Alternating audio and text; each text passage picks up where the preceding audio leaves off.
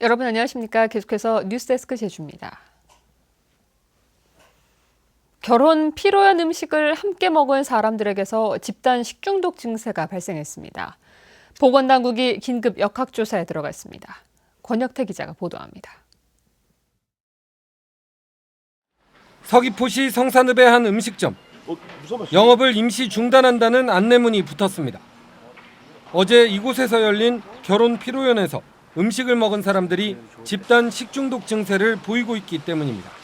전복 그 날거 센 거 하루 전날 해가지고 그거를 장만해가지고 분명 나기다가 그 풀려가지고 양념 묻혀가지고 나가면 걷어놨어.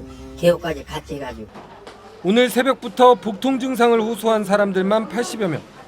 제주 지역 병원 6곳으로 분산돼 치료를 받고 귀가했지만 일부는 아직까지 입원 중인 것으로 확인됐습니다. 설사하고 구토 나오고 몸에 열 좀 나오고 열 났다 들어갔다 그런 현상이다. 제주도는 행정시와 보건환경연구원, 광주식약청 등과 함께 긴급 역학조사반을 꾸려 원인 조사에 나섰습니다. 환경 가금물이라든가 환자 가금물, 그다음 그 남은 음식물들을 수거해서 보건환경연구원과 우리 서귀포 동부보건소에서 검사하고 있습니다. 여기에서 그 원인균을 저희들이 찾아낼 거고요. 그다음 우리가 그 식당에 대한 소독이라든가 이런 후속 조치 등을 하고. 문제가 된 식당에서 같은 날 음식을 먹은 사람은 모두 750여 명. 보건당국은 환자가 더 늘 것으로 보고 피로연 참석자 명단을 확보해 증상이 있는지를 확인하고 있습니다. MBC 뉴스 권혁태입니다. 오늘 새벽 4시 반쯤 제주시 조천읍 한 초콜릿 공장에서 불이 나 1시간 40분 만에 진화됐습니다. 화재 당시 공장 안에 사람이 없어 인명피해는 없었지만 공장과 사무실 건물 2개 동 489제곱미터가 모두 불에 타 소방서 추산 5억 원의 재산 피해가 났습니다. 소방당국은 공장 내부에서 불이 시작된 것으로 보고 정확한 화재 원인을 조사하고 있습니다. 제주의 아름다운 자연을 만끽할 수 있는 올레의 성공을 보고 일본에도 규슈 올레가 만들어졌는데요. 원조인 제주 올레의 운영 비법을 배우기 위해 규슈 사람들이 제주를 찾았습니다. 홍수현 기자입니다. 그림 같은 눈부신 바다가 펼쳐진 제주 올레길. 해안을 따라 걷던 사람들이 제주 올레의 상징인 리본 표식 앞에 멈춰섰습니다. 보통 숲 같은 경우에는 나무가 있어서 나무 위에다 묶지만 지금 바다 같은 경우에는 돌밖에 없어가지고 이런 파이프나 지형을 이용해서 이렇게 리본을 묶어가지고 표식을 하게 됩니다. 제주 올레를 수입해 198km에 이르는 17개 일본 규슈 올레 코스를 운영하는 공무원과 관광업계 관계자들.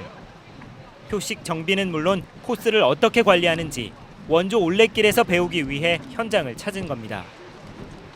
주민들이 카페나 쉼터를 운영하며 소득 향상으로 연결해가고 있는 제주 올레의 모습은 새로운 배울 점입니다. 今後はですね、産業界の皆さん方とかそういった方にも協力をいただいて、제주 올레が目指すようなところに早く近づければいいなというふうに思います。 이번 방문에서는 한중일 도보 여행 단체인 아시아 트레일즈 네트워크가 일본 규슈에 구마모토 지진 피해자를 위한 성금을 전달하기도 했습니다. 규슈 올레가 왜 만들어졌는지 그 근본이 무엇인지 다시 찾아보면은 제주에서 왔구나 해서 제주로 다시 일본 분들이 찾아오게 되는 그런 관광적인 효과도 있고요. 제주에 대해서 좀 더 많은 것을 알려드릴 수 있는 기회가 될 것 같습니다. 제주 올레가 일본 규슈에 수출된 지 4년. 섬의 작은 길이 양국의 사람과 문화를 교류하는 큰 길이 되고 있습니다. MBC 뉴스 홍수연입니다. 가정의 달을 기념해 다양한 행사가 마련됐습니다. 설문대 여성문화센터에서는 오늘 2016 가족문화축제가 열려 청소년 동아리 경연대회와 사생대회 등 다채로운 프로그램이 진행됐습니다. 제주 경마공원에서도 제주 가정위탁지원센터가 거리 상담실을 운영했고 부채 만들기와 종이 저금통 만들기 등 체험 프로그램을 운영했습니다. 도민들의 주거 안정 정책을 추진하기 위한 주거복지 종합계획이 수립됩니다. 제주도는 이 같은 내용을 담은 제주도 주거복지종합계획에 관한 조례안을 마련해 다음 달 7일까지 의견을 수렴합니다. 조례안에는 10년 단위로 주거종합계획과 연도별 주거종합계획을 수립하도록 하고 주거약자에 대한 기준과 주거복지사업에 따른 보조금 지원 근거 등이 제시됐습니다. 행정시장 공모에 따른 원서 접수가 진행됩니다.